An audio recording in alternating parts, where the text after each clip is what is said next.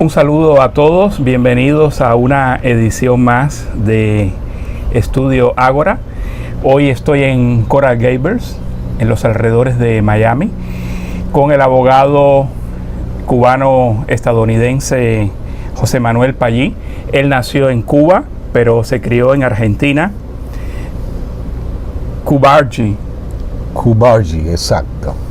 Una combinación de mis dos identidades más importantes desde el punto de vista cultural, idiosincrático, y el idioma que me ha tocado hablar en los últimos 40 años y que es el de mis hijos y de mis nietos. José Manuel Pallí dice que para él el derecho es una herramienta para hacer el bien y no solo para hacer dinero. Anti, con un solo enemigo, la polarización. Así es. Entonces aquí no vamos a poder polarizar. No, sí podemos polarizar. Lo que pasa es que uno tiene que ser consciente del daño que hace la polarización si uno no busca la manera de manejarla bien. José Manuel me ha abierto las puertas de su casa para hacer esta charla. Me ha invitado a una cerveza. Cheers. Gracias. Prost en holandés. Prost. José Manuel, tú de alguna forma me has ganado porque mis raíces van hacia tres lados: Cuba, Hungría y Holanda. Y tú, Cuba, Argentina, Estados Unidos y Venezuela, porque la familia también está muy relacionada con Venezuela. Más adelante vamos a conversar sobre tus orígenes, sobre Venezuela, algo también de tu paso por Argentina, donde estudiaste, pero vamos a charlar ahora sobre todo al principio sobre Cuba y Estados Unidos, porque las relaciones pasan por uno de sus peores momentos. Como has visto, los titulares de los medios en estos días están muy relacionados con la activación del título 3 de la ley Helms-Burton, oficialmente la Ley para la Libertad y la Solidaridad Democrática en Cuba, de forma cortada Ley Libertad, pero la ley que tú llamas la Ley Berrinche. No lo llamo yo me acuerdo un gran amigo mío, que por supuesto no voy a dar nombre, los abogados somos un poco como los curas, podemos hablar del pecado pero no del pecador.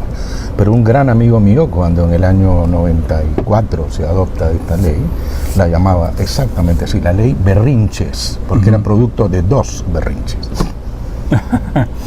Bueno, esta ley fue aprobada en marzo de 1996 y para entrar en contexto hay que saber que de acuerdo a las cifras del Departamento de Estado, hay más de 200.000 reclamaciones de cubanoamericanos que aseguran que sus bienes fueron confiscados por la revolución, y hay casi 6.000 casos de ciudadanos o empresas estadounidenses que también alegan que perdieron propiedades en la isla después de 1959.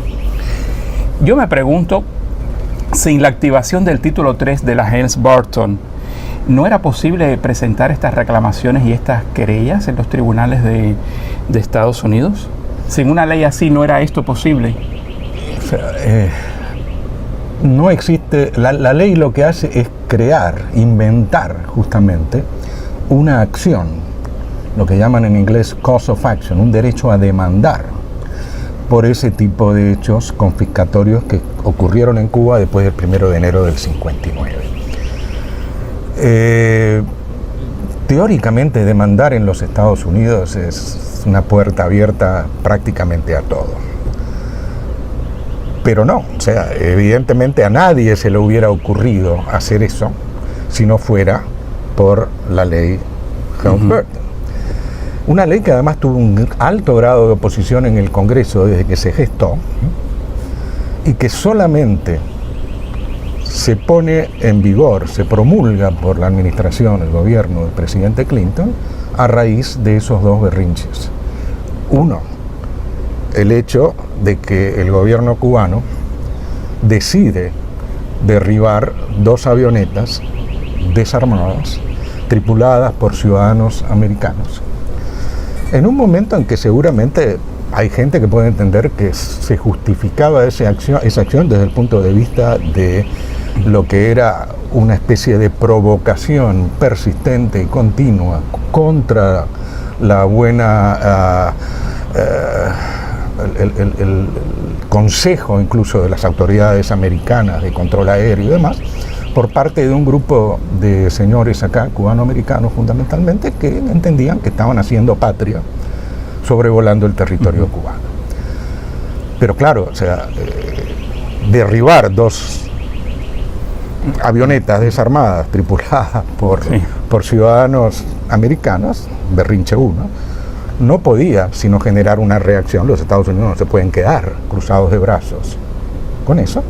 Y la administración de Clinton, de pasar a oponerse a eso durante mucho tiempo, como lo habían hecho en el Congreso, frente al Congreso, pues claudican en esa oposición y la convierten en ley.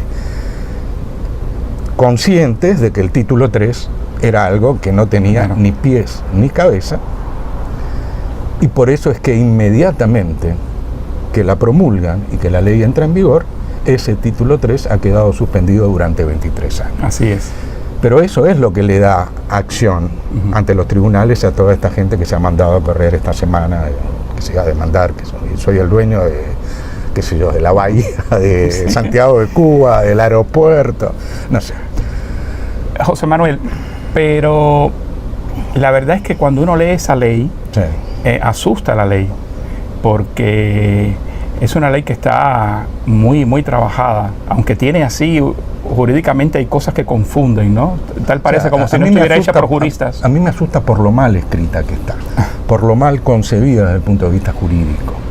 Pero tenemos que tener en cuenta, Sergio, que en nuestro sistema político las leyes ni siquiera las hacen los legisladores. Estos dos señores que le dan nombre, Helms y Burton, la ley la hace el lobby que te lleva esa ley al Congreso, la arman ellos, y lo que le pone el senador que la propone como proyecto y el congresista que se le suma, para tener las dos cámaras envueltas en el tema, es un cuño.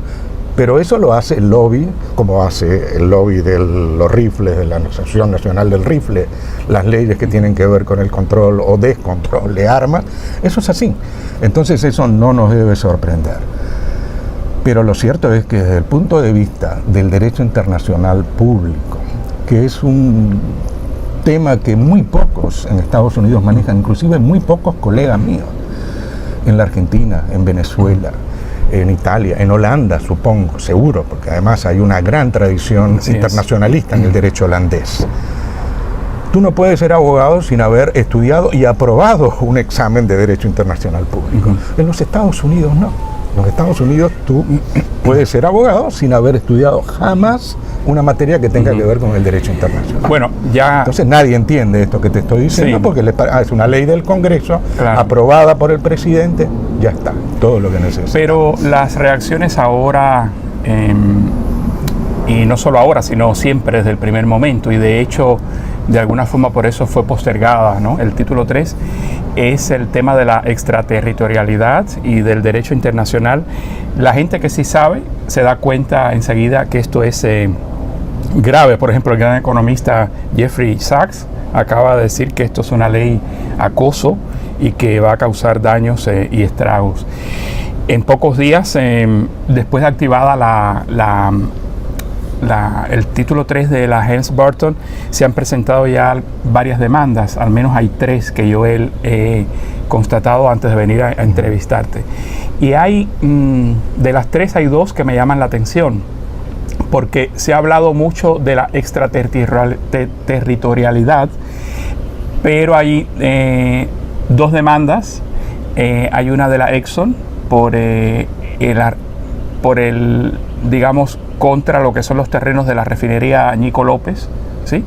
Que esta es una demanda de $280 millones que fue presentada hace un par de días. Y la otra está la de los cruceros, ¿sí? Por el uso del muelle de La Habana contra Carnival. En este caso los tribunales, digamos que la tendrían de alguna forma más fácil, si se puede decir, porque todo está dentro de Estados Unidos, ¿no? Se están querellando contra Carnival. Y en el caso de la otra, de la refinería Nico López, ¿qué se puede esperar de esto? Porque esta sí es contra el Estado cubano, digamos. Independientemente de contra quién sea, el tema pasa, Sergio, por la respuesta que le den los tribunales a este tipo de reclamaciones. Yo todavía no pierdo la esperanza de que haya tribunales, jueces, que vean esto e interpreten eso bajo la sombrilla del derecho internacional y que de alguna manera entiendan lo que dice Jeffrey Sachs, el comentario que mencionaste. Porque el hecho cierto es que, si bien la ley es ley desde hace 23 años, ese título tercero, que es el que permite hacer este tipo de demandas, nunca ha recibido ningún tipo de tratamiento jurisprudencial en los Estados Unidos. O sea que bien puede pasar que un tribunal federal donde Exxon llevó su demanda, o el que cuestiona el derecho de Carnival de atracar en la Bahía de La Habana o lo que sea, digan, no, pero esto no puede ser, y no le dé cauce, no lo sé. Pero de cualquier manera que lo veamos, y ojo, la extraterritorialidad del derecho no es un concepto que es tan claro, es elástico.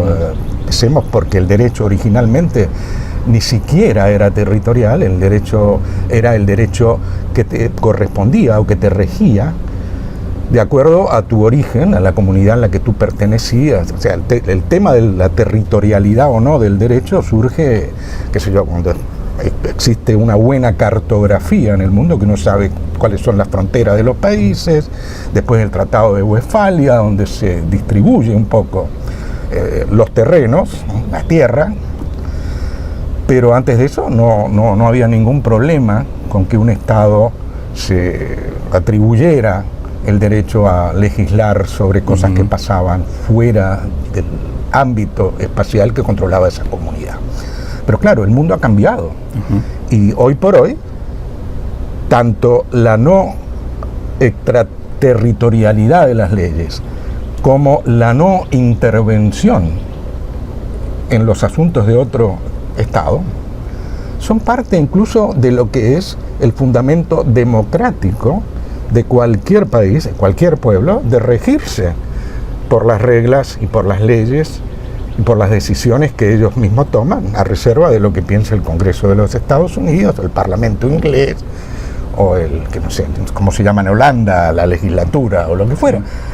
Eso es así. Pero a nosotros no nos importa, porque nosotros somos la primera potencia del mundo, y para nosotros el derecho internacional, como dijo este hombre, el de bigote, que es ahora asesor de seguridad nacional, Bolton. Le preguntaron, ¿y usted qué cree de todas estas reglas que rigen el mundo después de la Segunda Guerra Mundial? ¿Y qué reglas son esas? Claro, porque acá, con la arrogancia que nos caracteriza, podemos ser lo que queremos ser. Pero claro, el resto del mundo no nos ve así. Hablemos un poquito del contexto, o sea, las nacionalizaciones que se hicieron después del triunfo de la Revolución. Estuve leyendo en estos días las opiniones de los académicos cubanos Rafael Hernández y Carlos Alzugaray, expertos en las relaciones Cuba-Estados Unidos, y según ellos, de acuerdo al momento que se vivió y de acuerdo a las circunstancias, los procesos de nacionalización y de indemnizaciones fueron bastante correctos. Por otro lado, el profesor de Derecho René Fidel González comenta de que muchas de estas empresas en Cuba declaraban, incluso hacían algunas mañas y declaraban menos dinero de lo debido, con lo cual a la hora de valorar sus propiedades y su trabajo salían también... Al estilo de nuestro tremendo presidente, digamos. Bueno, hacían declaraciones mañadas, ¿no? Amañadas. Y bueno, esto afecta de alguna forma, pero él también insiste en que se hicieron con apego a la ley revolucionaria de ese momento. ¿Qué piensas tú de esas nacionalizaciones y de esas indemnizaciones? Cualquiera que conozca a fondo y vea sin prejuicios, cosa que es muy difícil de lograr, sobre todo entre nosotros los cubanos, a la Revolución Cubana, se da cuenta que la Revolución Cubana fue esencialmente una revolución hecha por abogados. No quiero decir con eso que es con apego a la ley, porque evidentemente como revolución que fue, implica que lo que llaman en francés el ancien régime, o sea, lo que era el ordenamiento jurídico anterior, pues No todo, pero se ha ido derogando y cambiando, en algunos casos extremadamente. Pero que lo hicieron con apego al derecho, yo no tengo ninguna duda. Y es lo que siempre he visto yo en todas las medidas sucesivas, inclusive estas que tú mencionas. ¿Qué pasa? Yo entiendo también la posición de mucha gente que se siente perjudicada, sus familias, y creo que sobre todo en beneficio de una futura interacción entre cubanos de uno y otro lado de ese tópico, es importante que exista en Cuba algún mecanismo para que esa gente que hoy va a los tribunales de los Estados Unidos tenga alguna posibilidad de ser oído en Cuba. Creo que eso es muy importante, lo vengo diciendo hace muchos años, y eso es un elemento que en alguna manera impide que nosotros avancemos por ese camino de, no quiero usar palabras como reconciliación, como no, ese camino que tenemos que transitar todos los cubanos en la medida en que nos sintamos y sigamos siendo cubanos. El que no es cubano está fuera de eso para mí. José Manuel, en el 2011 tú junto con otros colegas creaste el US Cuba Legal Forum, lo cual te ha permitido de alguna forma desde entonces interactuar con académicos cubanos, con intelectuales cubanos, con abogados de aquí y de allá. ¿Qué es lo que se habla en este ámbito al respecto? ¿Coinciden con tu opinión de que debe existir como un espacio para hablar del tema? ¿Qué dicen los cubanos, los abogados cubanos? Los abogados cubanos con los que he hablado de este tema, a quienes les he sugerido esa posibilidad, te confieso que no han sido demasiado receptivos, por una serie de razones, porque ellos entienden, primero, Cuba nunca ha ocultado ni las razones ni los motivos de todas esas medidas que tomaron. Hay leyes que respaldan esas acciones, leyes cubanas, por supuesto. Acá las llamaremos leyes confiscatorias, expropiatorias, comunistas, lo que vos quieras. Y también hay una serie de elementos que hacen al derecho universal, que es fundamentalmente el transcurso del tiempo, que lo que me dicen es, bueno, pero si vos venís a un tribunal cubano a hacer una demanda de esa, lo primero que te van a decir, pero esto pasó hace 60 años. Hubiera venido en el 65, qué sé yo, no ahora. Pero claro, eso también se puede resolver a través de la creación de algún tipo de mecanismo especial, judicial, que permita hacer lo que bajo el derecho cubano, si lo interpretas literalmente hoy, no se puede hacer, o el juez va a decir. Pero el juez es importante en todo esto, porque hay mucha gente que está poniendo en duda la independencia del Poder Judicial acá, y sobre todo una vez que este hombre, nuestro tremendo presidente, termine de poner jueces federales, la judicatura federal va a haber cambiado enormemente. Y este es un hombre que privilegia la lealtad a sus ideales, suponiendo que alguien puede determinar cuáles son los ideales, inclusive él mismo, a ninguna otra cosa. O sea, los jueces que pone son gente que supuestamente son leales a él, son su reflejo, lo que fuera. Pero todavía hoy yo creo en la separación de poderes y en la independencia del Poder Judicial en los Estados Unidos. Tú me dirás, bueno, pero en Cuba eso es muy difícil de ver.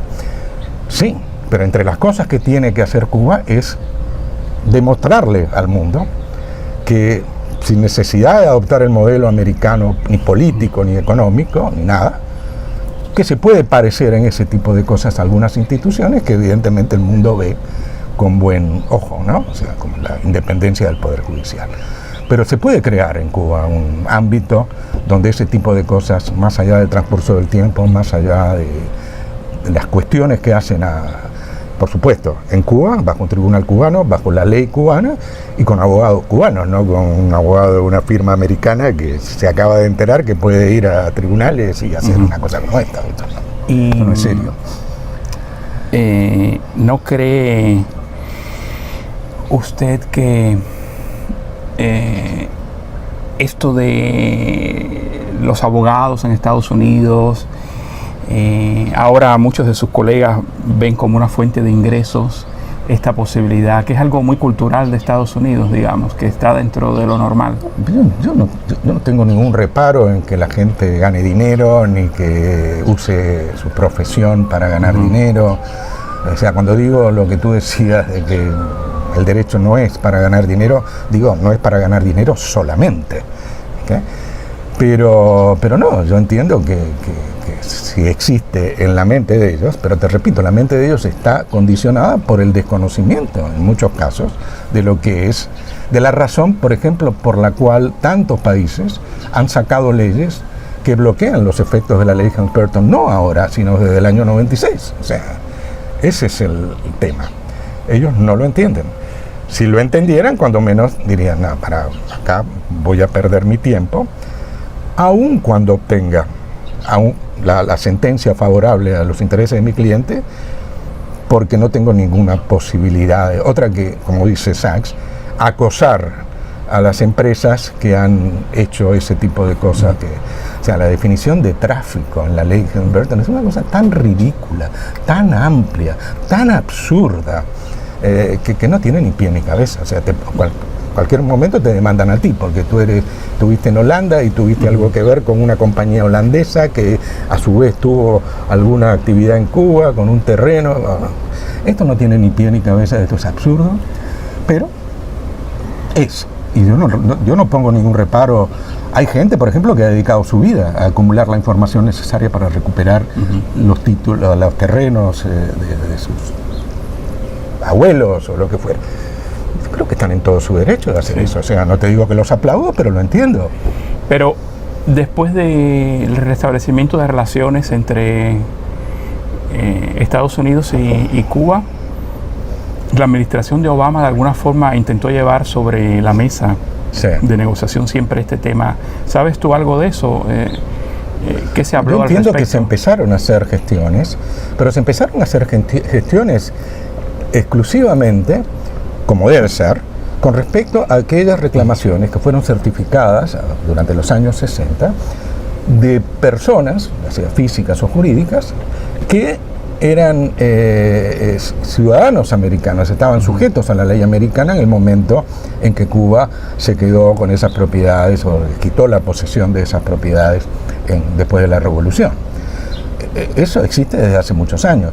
Cuba ha negociado eso con todos los países del mundo que tenían nacionales que sufrieron expropiaciones o confiscaciones. Si no lo han negociado con los Estados Unidos, no es porque Cuba no haya querido negociarlo.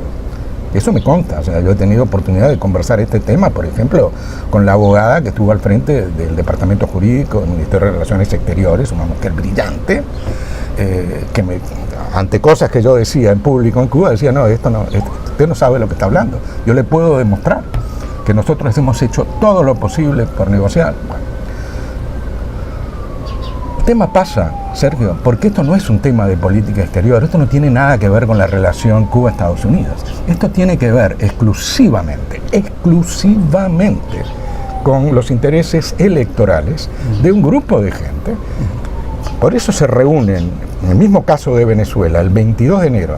23 es que este muchacho Guaidó dice, yo soy el presidente.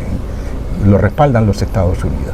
En la reunión en la que se gesta esa maniobra, no sé cómo llamarla. Estrategia. ¿Ok? Estrategia, muy bien. Me gusta más estrategia. No tiene una connotación negativa. Los que estaban presentes eran exclusivamente políticos cubanos,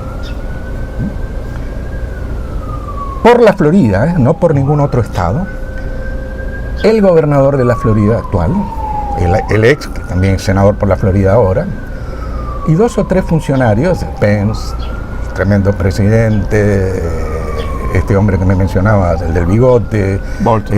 Sí, ¿Por qué se te olvida el nombre? No, porque yo no trato de no darle promoción a nadie que no le haga falta, para que yo no soy nadie, él es fenómeno. Él es Teddy Roosevelt, el secreto. En cualquier momento aparece vestido de Rough Rider en la televisión, ya lo vas a ver. Pero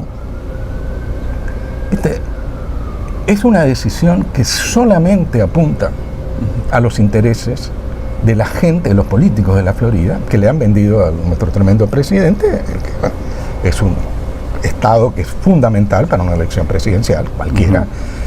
Esta es una manera de complacerlos, a través no solamente de los venezolanos todavía muy pocos acá, pero los cubanos van a pegar brincos si vos haces esto. Y le han vendido eso, le han vendido que es muy fácil, que esto se resuelve. Y estamos ya casi a 4 meses de eso y seguimos en la misma. Pero a mí me da pena con los venezolanos, porque quiero mucho a Venezuela, me parece trágico lo que está pasando en Venezuela, me parece que lo de Maduro es insostenible, o sea, no creo que haya ninguna justicia. Si Maduro fuera venezolano, de verdad, daría un paso al costado, lo haría más fácil. Pero el error del exilio venezolano en copiar las estrategias o las maniobras, como quiera, del exilio cubano, adoptar como consultan, como asesores al exilio cubano, con el propósito de derrocar un gobierno, de cambiar un gobierno, sabiendo que el exilio cubano lleva 60 años intentando eso que quieren lograr ellos. Es ridículo. Cuando tú buscas un consultant, un asesor, un consultor, buscas a alguien que tiene un currículum de éxitos, de logros. Para mí esto no tiene ni pie ni cabeza. Pero la ley Helms-Burton es parte de eso, como lo es el embargo, todas las medidas restrictivas. No son medidas de derecho internacional ni que tienen nada que ver con las relaciones internacionales de los Estados Unidos. Son exclusivamente enfocadas en a ver cuánta plata puedo recaudar en el sur de la Florida y cuántos votos voy a obtener. De ahí no pasa. Bueno, ya unimos un poquito lo que estábamos hablando con Venezuela, que quería dejarlo para el final, pero resumiendo esta parte de la Helms-Burton a raíz de estas tensiones que hay entre los dos países, como una nueva guerra fría es lo que se está viviendo entre los dos países, ¿cuál es tu consejo brevemente a las autoridades cubanas y cuál es tu consejo a tus colegas estadounidenses? Mira, yo no me considero con autoridad moral para dar consejos ni a unos ni a otros. Yo no creo que esto es tan grave como parece, como que esto es una crisis en las relaciones. Por supuesto, esto es producto de que el presidente, que no tiene idea ni de lo que es Cuba, ni de lo que es Venezuela, o sea, tú lo has visto en los últimos días. Ayer acaba de decir que Rusia no tiene ninguna intención en inmiscuirse en los asuntos venezolanos. El día anterior, el secretario de Estado, que es tan brillante como él, dijo: Rusia fue el que impidió que Maduro se fuera a Cuba. O sea, esto es un arroz con mango que no tiene ningún sentido. Y como carente de sentido que es, yo creo que esto cambia de la noche a la mañana. O sea, nuestro tremendo presidente, sencillamente, y hay un track record, una historial en 2 años que es todos los días, sencillamente hace lo que le dice que haga el último que habla con él. El último ayer fue Putin. Putin le dijo eso, ya está. Putin quiere una salida negociada, quiere una salida pacífica, yo también. Yo entiendo, porque soy cubano y porque pasé por eso durante muchos años, tanto en la Argentina como acá, que los venezolanos tienen que estar, o sea, este hombre se puede convertir perfectamente en el punching bag de los venezolanos como lo fue John Kennedy para muchos cubanos. Bueno, José Manuel, de alguna forma ya antes te referiste a los colegas estadounidenses y también hablaste sobre Cuba y cómo se podrían encauzar estas cosas en los tribunales cubanos. Hablemos un poquito de ti. 20 de mayo de 1960 te vas con la familia. ¿Cuántos años tenías? Tenía 8 años. Llegaron a Argentina y allí viviste casi 20 años. Sí, un poquito más. Porque en 1979 viniste para Estados Unidos. Vine para Estados Unidos, pero sí, exacto, sin cortar amarras completamente. ¿Y estudiaste Derecho en Buenos Aires? Me gradué de abogado en la Argentina, ejercí Derecho en Buenos Aires.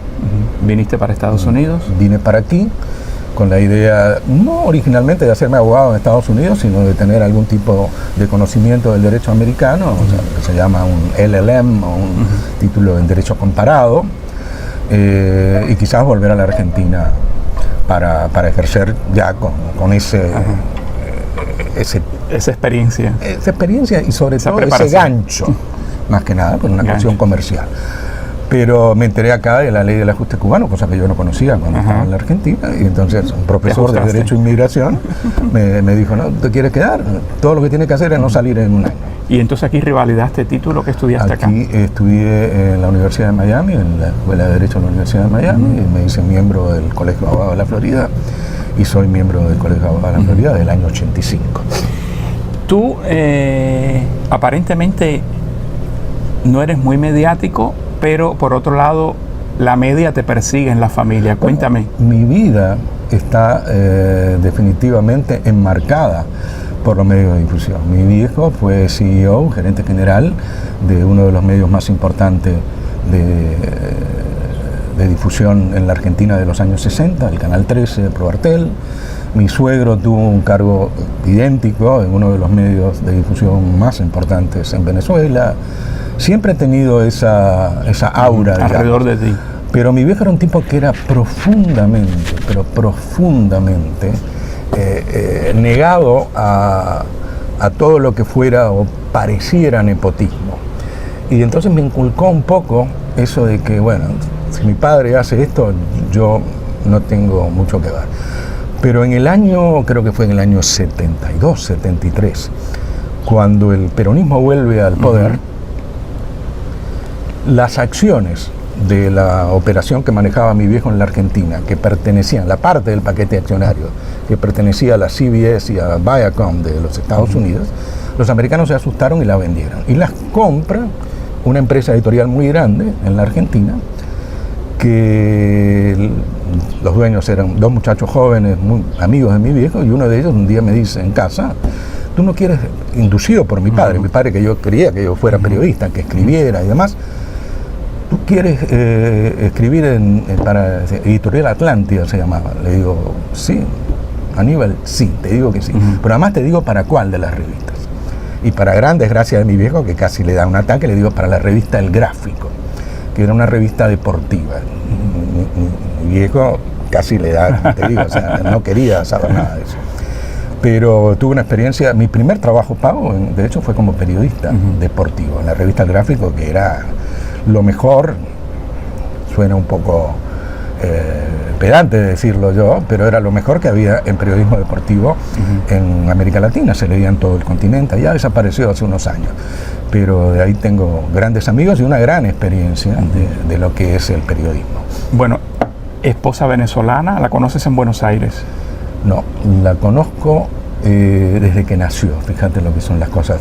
El 20 de mayo del 60 nosotros salimos de Cuba con destino a Buenos Aires, pero hicimos una escala de 4 días en Caracas. Y Marcia tenía en ese momento días de nacida. Ya nació el 10 de marzo, otra fecha, 10 de marzo o 20 de mayo, estábamos todos ahí, ¿viste? Y yo tengo fotos con, o sea, mi suegro, por eso también están vinculados al mismo rubro, negocio, era muy, sobre todo los hermanos mayores de mi suegro eran muy amigos de mi papá en Cuba. Y nada, tenemos fotos con mi suegro, con mi suegra, los hermanos de Marcia, dos de los cuales ya habían nacido, en Los Próceres, yo no sé si tú conoces Caracas. Y esa foto, o sea, ya me reencuentro con ella años después, años 78. ¿Ya revelaste cuántos años se llevan? Sí, no tengo ningún problema. Pero sí, o sea, nos conocimos, tenemos fotos incluso de otros periodos de nuestra vida, cuando ella tiene 3 años y yo tengo, qué sé yo, 12 o ese tipo de cosas. Pero nos vimos, ya ella teenager, sí, joven, en un paso mío por Caracas en el año 78, y ahí me di cuenta, evidentemente el destino o la divina providencia tiene armas que uno no. Y estoy convencido hasta el día de hoy que me casé con mi propio ángel de la guardia. Y se lo digo eso a todo el mundo y lo siento así.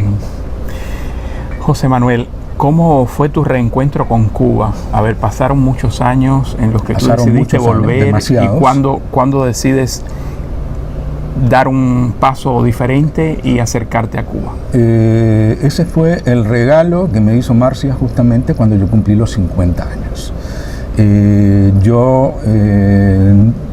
¿De qué año estamos hablando? Estamos hablando del 2002. Yo nací en el 52. En el 2002, por primera vez, Marcia, yo le venía insistiendo, inclusive mi suegra, que ya en ese momento había fallecido, quería ir a Cuba. Y claro, mi suegro, los hermanos de Marcia, por una serie de razones, no querían ir. Pero yo siempre estuve dispuesto a ir. Tenía el mismo problema quizás que tantos cubanos, que tenía familiares aquí en Miami, algunos a los que quería muchísimo, algunos que habían tenido figuración en el gobierno cubano en el exilio, todo ese tipo de cosas, a los que por supuesto no quería herir, tomando una decisión como esa. Y realmente no me hacía falta. Por mi negocio, en infinidad de ocasiones, compañías de real estate en México y en otros países me pedían que fuera con ellos a Cuba, por lo que yo hacía. Pero nunca fui. Pero en el 2002, porque además le dije a mi mujer, yo no voy a Cuba si no es contigo, porque para mí eso va a ser una experiencia muy importante y tú tienes que estar conmigo. Y cuando cumplí los 50 años me regaló las fotos que hacían falta para pedir la visa en ese momento. Te confieso que yo no sabía si me la iban a dar, ¿viste? Porque también tenía historial acá, claro, trabajando tú puedes con viajar gente. con pasaporte. Ahora tengo pasaporte cubano, porque lo saqué hace 2 años. Pero antes podías ir con el otro pasaporte. Con el pasaporte americano, ni siquiera con el argentino. Siempre fui con el pasaporte americano, hasta la última vez que fui con el pasaporte cubano. Y entonces hiciste varios viajes, digamos, primero en lo hago en el personal 2002, y académico. Exclusivamente. O sea, yo no he ido a Varadero, por ejemplo. Yo no he ido a Cayo Cocos. Sí. No he ido ni a Guanabo, que era la playa a la que yo iba de niño, cerca. He ido exclusivamente con esa finalidad, originalmente del US Cuban Legal Forum, de establecer una relación, conocer mejor cómo funciona el derecho cubano, porque siempre he pensado que la situación en Cuba no va a cambiar de la noche a la mañana, como no va a cambiar tampoco en Venezuela de la noche a la mañana. Es un proceso que hay que estar encima de él para poder participar, para poder tener algún tipo de incidencia sobre él. ¿Tú te recuerdas cuándo nos conocimos? Por supuesto, sí. Que tomamos un desayuno en un restaurante español. Una amiga en común, Alina, que ya murió. Ah, no me digas, caramba, que vivía en California. Sí. Me dijo, tienes que conocer a José Manuel. Sí, yo no la conocí nunca personalmente. No, yo después la conocí personalmente. Y bueno, nos citamos allí y conversamos mucho. ¿Verdad que sí? 2015. Delicias de España. Así mismo es. Y bueno, ahí después de eso me contaste lo que estabas haciendo acá en Estados Unidos por abrir un espacio de debate, de diálogo. Seguro. Y recibiste el visto bueno de Rafael Hernández. Exacto. Para empezar a organizar en Miami ediciones de Últimos Jueves de Temas, que es un espacio que hay en La Habana para el debate y el diálogo. Sí. Y empezaste a hacerlo acá. De hecho, en algún momento después te ayudé con la organización de algunos, ¿verdad? Consiguiendo unos invitados. ¿Por qué decidiste hacer eso y por qué terminó? Mira, eso se gesta en una conferencia que se hizo en La Habana en el año 2014, en diciembre. Exactamente el día 17 fue, ¿no? El anuncio de 7 de diciembre del 2014, día de San Lázaro, 8 de la mañana. Yo estoy sentado en un panel donde voy a hablar, el primer panel de la mañana, en el ISRI, el Instituto Superior de Relaciones Internacionales. Y al lado mío está sentado Rafael Hernández, a quien no conocía. Nos ponemos a conversar. En ese proceso, yo llego temprano a los paneles siempre, y en ese proceso me llaman desde Miami para decirme, una de mis hijas que está viendo en CNN, 17 de diciembre en inglés, una cantidad de noticias sobre Cuba, que el americano que estaba preso allá, que ya estaba aquí, que los héroes, prisioneros del imperio iban para allá. Y yo le digo, no puede ser. Nada, le comento a 2 o 3 personas que estaban ahí en la conferencia y me dicen, no, tú estás loco, ¿cómo puede ser eso? O sea que tú estabas a punto de dar la noticia. No, yo le di la noticia a un montón de gente que me decían no. O sea, había un montón de otra gente, académicos de distintas universidades de Estados Unidos, pero que supongo yo que tenían prudentemente el teléfono celular apagado. Yo, como se me olvidan esas cosas, no. Entonces mi hija Victoria me llama y me cuenta. Y yo le digo inclusive a un personaje de jerarquía en el Instituto de Relaciones Exteriores, mira, me dicen que está pasando esto. Y el tipo, está loco, qué sé yo. A los 5 minutos lo veo, está sentado ahí, que él atiende su teléfono, me mira a la gente que tiene alrededor y se van todos juntos. Mi Rex está al lado del IRRI. Pero bueno, el tema con Rafael es que yo estoy sentado con él y en cuanto me dicen eso, digo, bueno, acá yo tengo que empezar a pensar y aprovechar este viaje para hacer algo que favorezca esto. Y entonces Rafael me cuenta lo que ellos hacían en el teatro Fresa y Chocolate. Fresa y Chocolate, el tiempo que lo llevaban haciendo, la mecánica, que invitaban a todo el mundo, que había ido, no sé si Giovanni, pero el periodista marido de Giovanni, sí, que podía ir quien fuera, siempre que se atuviera a las reglas de que no puede hablar más tiempo que este, y él no puede hablar de otro tema que no sea el tema de esa sesión. Yo le escucho todo esto a Rafael e inmediatamente le digo, ok, yo lo voy a hacer en Miami y en la calle 8. Rafael, digo, no nos conocíamos. Me dice, pero ¿te estás loco? Digo, no. Ahora, lo quiero hacer con tu autorización y usando el mismo nombre. No quiero hacerlo un nombre distinto. Quiero poder decir que esto es una especie de sesión a distancia de lo que están haciendo ustedes. Pensando que estaba loco, Rafael me dijo, bueno, así lo hicimos 7 u 8 veces. 7 u 8 veces. ¿Por qué terminó? Mira, terminó fundamentalmente porque a partir del día infausto en noviembre, que conocimos los resultados de esta última elección presidencial, todo esto que está pasando en la relación Cuba-Estados Unidos, que te repito, para mí no es grave ni es terminal, ni mucho menos, era previsible, ¿viste? Porque la falta de imaginación y el hecho solo y cierto de que no es un tema la relación internacional, la relación entre los dos países. El único tema que cuenta acá, en ese mundo que volvía a apropiarse de la Casa Blanca, de la gestión de este país, es el tema electoral.